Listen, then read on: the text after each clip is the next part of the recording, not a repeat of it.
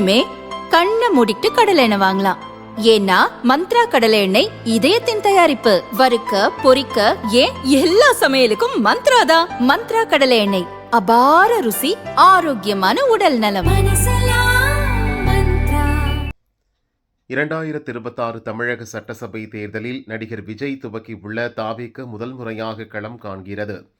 அக்கட்சி சார்பில் 234 தொகுதிகளுக்கும் வேட்பாளர் தேர்வு நடந்து வருகிறது. போட்டியிட விருப்பமுள்ள கட்சியினரிடம் கடந்த 6ஆம் தேதி முதல் 20ஆம் தேதி வரை விருப்ப மனுக்கள் பெறப்பட்டன. இதற்கு கட்டணமாக 100 ரூபாய் பெறப்பட்டது.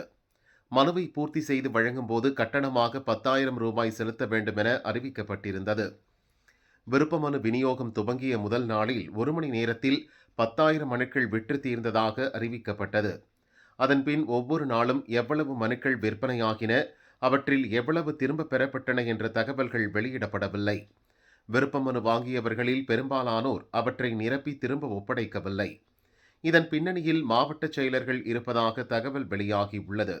இதுகுறித்து தாவேக வட்டாரத்தில் கூறப்படுவதாவது: சட்டசபை தேர்தலில் போட்டியிட தாவேகவில் பலரும் ஆர்வமாக உள்ளனர்.